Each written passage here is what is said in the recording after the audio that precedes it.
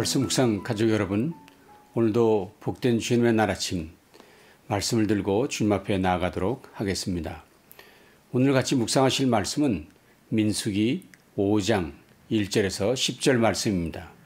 민수기 5장 1절에서 10절 말씀 제가 봉독하겠습니다.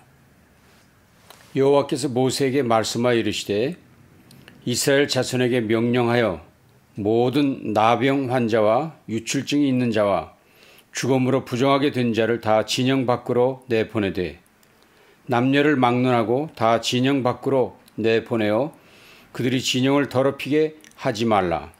내가 그 진영 가운데에 거하느니라 하시매 이스라엘 자손이 그같이 행하여 그들을 진영 밖으로 내보냈으니 곧 여호와께서 모세에게 이르신 대로 이스라엘 자손이 행하였더라. 여호와께서 모세에게 말씀하여 이르시되 이스라엘 자손에게 이르라. 남자나 여자나 사람들이 범하는 죄를 범하여 여호와께 거역함으로 죄를 지으면 그 지은 죄를 자복하고 그 죄의 값을 온전히 갚되 5분의 1을 더하여 그가 죄를 지었던 그 사람에게 돌려줄 것이요 만일 죄값을 받을 만한 친척이 없으면 그 죄값을 여호와께 드려 제사장에게로 돌릴 것이니 이는 그를 위하여 속죄할 속죄의 순양과 함께 돌릴 것이니라. 이스라엘 자손이 거제로 제사장에게 가져오는 모든 성물은 그의 것이 될 것이라. 각 사람이 구별한 물건은 그의 것이 되나니 누구든지 제사장에게 주는 것은 그의 것이 되느니라. 아멘. 지난 민수기 1장에서 4장을 통해 성막을 중심으로 이스라엘이 각 지파별로 어떻게 진을 칠 것인가에 대해서 자세히 말씀하셨습니다. 이제 진 편성을 끝낸 후 지금부터는 이스라엘이 하나님과 어떻게 더불어 살아가야 하는가에 대한 교훈을 본문 속에서 말씀하십니다. 오늘 본문인 5장 1절에서 4절은 율법에서 부정한 것으로 간주되는 사람들을 진영 밖으로 내보낼 것에 대해서 말씀하시고 5절에서 10절까지는 죄를 지은 사람들을 어떻게 속죄하여야 할 것인가에 대해서 말씀하십니다. 먼저 첫 번 경우를 살펴보겠습니다. 1절, 2절입니다. 여호와께서 모세에게 말씀하여 이르시되 이스라엘 자손에게 명령하여 모든 나병 환자와 유출증이 있는 자와 죽음으로 부정하게 된 자를 다 진영 밖으로 내보내되 모든 나병 환자, 유출병자, 죽음으로 인하여 부정하게 된 사람들을 진영 밖으로 내보내라고 말씀하십니다. 진영 밖으로 내보내야 할 사람들을 좀 더 구체적으로 살펴보도록 하겠습니다. 우선 우리가 사용하고 있는 개역 개정에서는 나병이라고 번역했지만 이것은 대부분의 신학자들이 오역이라고 규정하고 있습니다. 위클리프 성경 주석에서도 짜라하트가 오늘날의 나병이 아니라고 주석을 했습니다. 나병이라고 번역된 히브리어 짜라하트가 주전 3세기 헬라어 성경으로 번역될 때 레프로스로 번역했는데 이 단어가 영어로 그대로 음역, 다시 말하면 레프로시라고 되었기 때문에 오늘날 우리가 알고 있는 나병으로 잘못 인식하게 되었다는 것입니다. 사실 나병은 헬라어로 성경이 번역된 500년 뒤에야 그리스와 로마의 최초로 등장하는 질병입니다. 독일의 저명한 신학자 그램버그는 말하기를 짜라하트는 그 증상들을 보아서 현대의 나병과 같은 것이 아닌, 다시 말하면 그래서 나병이나 한센병이라고 번역하면 안 된다. 아멘처럼 히브리어 원문 그대로 두는 것이 더 좋다 하고 그는 말을 했습니다. 실제로 영어 성경인 NIV에서는 나병을 모두 전염성 피부병으로 번역했습니다. 스킨 디지니스라 번역을 한 것이지요. 뿐만 아니라 오늘 본문에서 말하고 있는 유출병도 피를 흘리는 병이라기보다 생명을 잉태해야 하는 생식기가 그 기능을 잃고 비정상적인 유출이 일어나는 병을 말하는 것입니다. 그런 여기서 말하는 유출병을 여성의 생리로 해석하는 것은 옳지 않다는 것입니다. 그런데 하나님께서는 이런 종류의 사람들은 부정한 사람들이 그들 모두를 진영 밖으로 내보내야 한다고 말씀하셨습니다. 그런 자들과는 같이 살지 말고 내쫓으라 말씀하신 것입니다. 매우 강력한 조치를 하신 것입니다. 그렇게 하시는 이유는 무엇입니까? 3절에서 말씀하셨습니다. 내가 그 진영 가운데 거하느니라 하시니라. 내가 그 진영 가운데 거하느니라 하시니라. 하나님께서 그 진영 가운데 계시기 때문이라는 것입니다. 거룩하신 하나님이 그들 가운데 계시니 부정한 사람들을 진영 밖으로 내보내라 말씀하신 것이죠.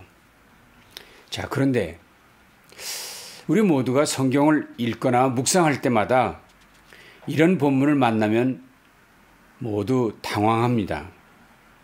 아니, 백성들이 질병에 걸리면 하나님의 거룩에 손상이 온다는 것인가?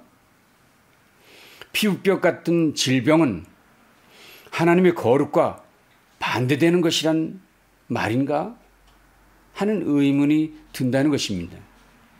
사람이 병에 걸리는 것이 하나님의 거룩과 관계가 있는가? 하는 의문이 든다는 것입니다. 정말 이런 피부병이나 유출병이 하나님의 거룩을 해치는 것이라면 오늘날에도 나병 환자들은 신앙 공동체, 즉 교회에서도 내쫓아야 한다는 말입니까? 나병 환자들은 교회에 오면 안 된다는 것입니까?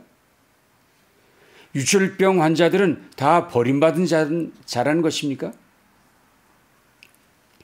한국만 해도 나병 환자를 위한 국립 소록도 병원이 있는 소록도에는 무려 그 작은 섬에 5개의 교회가 있고 그 주민 90% 이상이 다 크리스찬이라고 말하고 있습니다.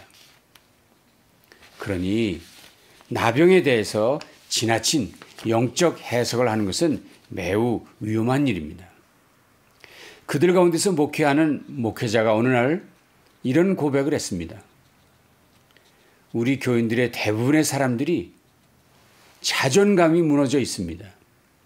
그들의 질병이 무슨 하나님의 저주를 받은 것처럼 사람들로부터 인식되어 있기 때문에 그런 것으로 마음이 몹시 상해 있다는 것을 그는 발견하고 목회자로서 괴로움이 많다 이야기하는 것을 들어봤습니다.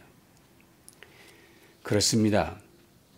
본문을 정말 좀 더 자세히 살펴본다면 그리고 우리가 이 본문에서 하나님의 뜻이 무엇인가를 생각해 보는 것이 더 중요한 것이 아닐까요? 본문에서 말하려는 하나님의 뜻은 무엇인가?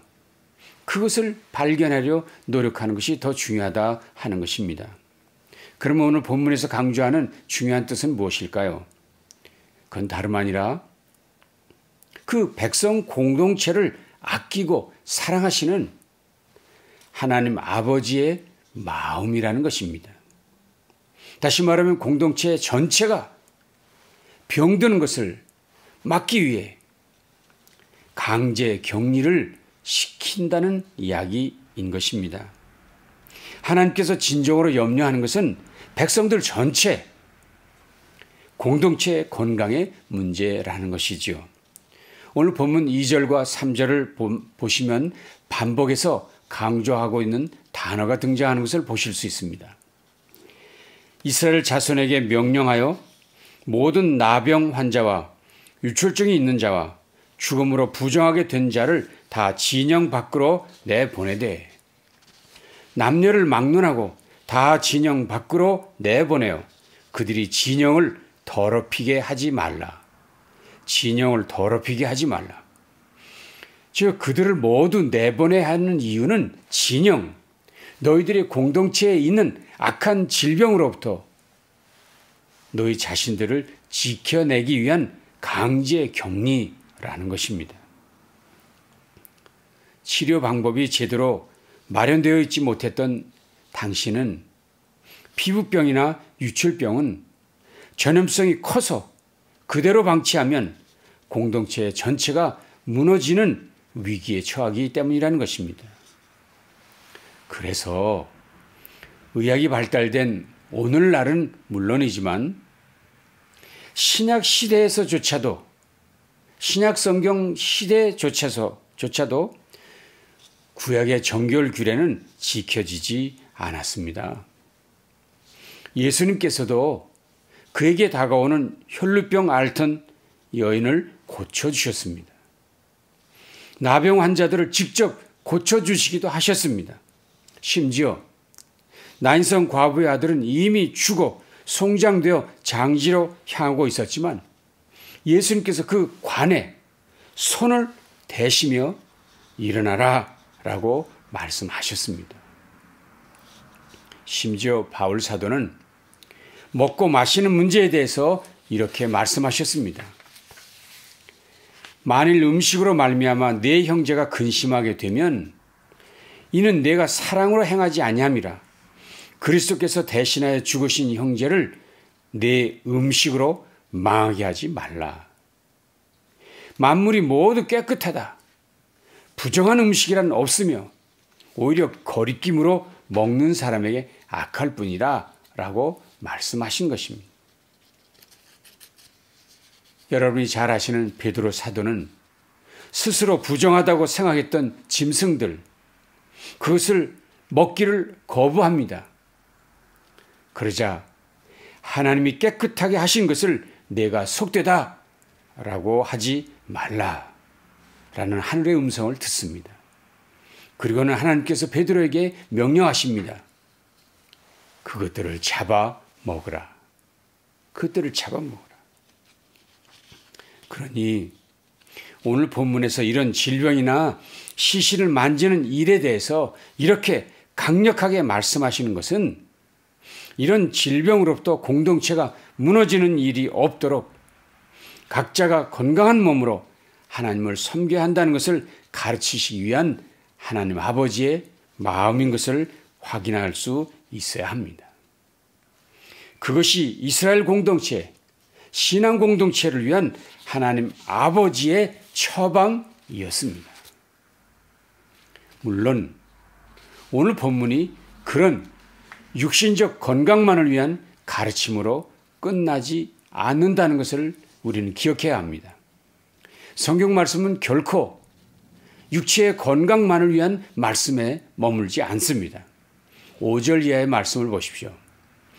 여호와께서 모세에게 말씀하여 이르시되 이스라엘 자손에게 이르라. 남자나 여자나 사람들이 범하는 죄를 범하여 여호와께 거역함으로 죄를 지으면 그 지은 죄를 자복하고 그 죄값을 온전히 갚되 5분의 1을 더하여 그가 죄를 지었던 그 사람에게 돌려줄 것이요. 건강에 문제가 있는 사람들을 진영 밖으로 내보내라, 격리시켜라 하고 말씀하신 그 다음 절에 바로 이어서 하나님은 죄에 대해서 말씀을 하신다는 것입니다. 본문에서 언급하는 죄는 사람들 간에 지은 죄를 말합니다. 그런데 그 사람들 간에 생긴 죄가 하나님을 거역하는 일로 연결되어 있다고 오늘 본문은 이야기하고 있습니다. 제가 표준 세번역 성경으로 다시 한번 읽어보겠습니다. 너는 이스라엘 자손에게 일러라. 남자나 여자를 가릴 것 없이 남에게 어떤 잘못이든지 저질러서 그 일로 주를 배신하였을 때에 무슨 말인가요? 어떤 이가 어떤 다른 사람에게 잘못을 저질렀습니다. 그러나 그것이 두 사람과의 관계에서 끝나는 것이 아니라 이것은 하나님께 연결이 된다라는 말입니다. 예를 들면 교회 공동체 안에서 지체들 간에 어떤 잘못된 일이 있다면 그런 일이 지체들만의 문제로 끝나지 않고 하나님과의 관계, 심지어 하나님을 배반하는 일로 연결된다는 말씀입니다. 너무나도 놀라운 지적입니다. 너무나도 놀라운 말씀이죠.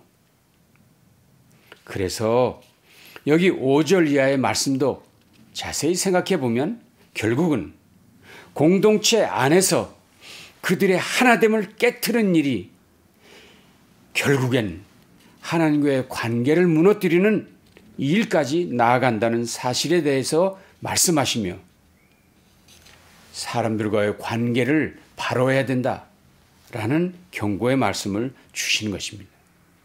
그래서 하나님은 아주 단호하게 명령하십니다. 5절에서 7절을 읽어보십시오. 주님께서 모세에게 말씀하셨다. 너는 이스라엘 자손에게 일러라. 남자나 여자를 가릴 것 없이 남에게 어떤 잘못이든지 저질러서 그 일로 주를 배신하였을 때 그런 사람은 자기의 잘못을 깨닫는 대로 자기가 저지른 잘못을 고백하고 피해자에게 본래의 값에다가 5분의 1을 더 얹어서 갚아야 한다. 이웃에게 잘못한 일이 생겼을 때 그럴 수도 있지 하며 적당히 넘기면 안 된다 명령하십니다. 분명히 잘못을 시인하고 바로 잡아야 한다고 명령하십니다. 그런데 본문은 말로만 그렇게 하지 말고 피해자에게 끼친 손해의 5분의 1, 20%를 가산하여 갚으라고 명령하십니다. 물론 다른 성경을 보면 훔친 물건은 2배로, 짐승을 훔쳤을 때는 4배에서 5배를 갚아야 한다고 말씀하십니다. 그러니까 그런 것에 비하면 이 본문의 말씀은 그 규모가 매우 약한 것을 알 수 있죠. 그러나 반드시 갚으라는 것입니다. 반드시 해결해야 한다는 것입니다. 이런 율법을 주신 까닭이 무엇입니까? 공동체가 깨어지면 안 된다. 공동체가 무너지면 안 된다. 공동체의 건강을 위해 자신의 잘못을 자발적으로 공적으로 시인해야 한다는 것입니다. 왜냐하면 이런 죄를 지은 사람이 시인하지 않는 한 이런 죄는 밝혀지지 않는 죄이기 때문입니다. 다시 말하면 숨겨진 죄까지라도 다 드러내야 공동체가 건강해지고 그리고 결국 하나님과의 관계도 바로 된다라고 말하는 것입니다. 생각나시죠? 예수님을 만났던 여리고의 세리장 삭개오.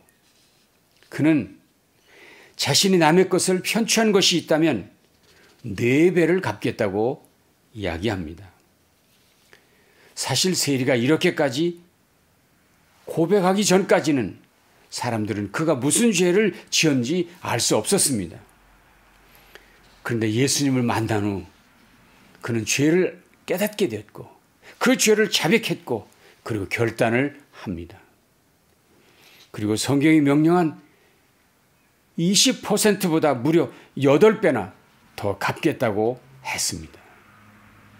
놀라운 결단을 한 것입니다. 단호한 결단을 한 것입니다. 그래서 결국 그는 사람들과의 관계가 풀어지게 되고 그리고 하나님과의 관계도 온전해지는 것을 알 수 있습니다. 반드시 사람들과의 관계는 풀어야 한다는 말을 이 말씀이 강조하는 것이죠. 그런데 만일 죄를 깨닫고도 배상하려고 하는데 보상받을 사람도 없고 친척도 없다면 어떻게 해야 될까에 대해 성경은 이렇게 말했습니다. 만일 죄값을 받을 만한 친척이 없으면 그 죄값을 여호와께 드려 제사의로 돌릴 것이니 이는 그를 위하여 속죄할 속죄의 순양과 함께 돌릴 것이니라. 이스라엘 자손이 거제로 제사장에게로 가져온 모든 성물은 그의 것이 될 것이라.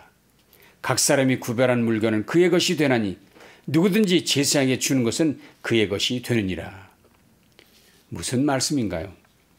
피해자도 자리에 없고 그 값을 대신 받을 친척도 없으면 하나님께 바치도록 해서 그 몫을 제사장에게로 가져가라는 것입니다. 쉽게 말하면 피해자가 없으니 보상할 것도 없네, 잘 됐다, 갚지 않아도 된다 라고 생각하지 말라 하는 것입니다. 그 배상 하나님께 드리라는 것입니다. 죄에 대한 책임을 끝까지 다 하라는 것입니다. 다시 말씀드립니다. 왜 이렇게까지 말씀하십니까? 왜 이렇게 끈질기게 말씀하십니까? 이 모든 명령은 하나님을 위한 강요가 아니라 우리의 건강, 우리 신앙 공동체의 건강을 위한 하나님의 처방입니다. 건강한 공동체, 영적 싸움에서 승리해야 할 힘 있는 공동체를 만들어야 하기 때문입니다. 그렇습니다. 우리의 신앙 공동체, 영적으로나 육적으로 건강해야 합니다.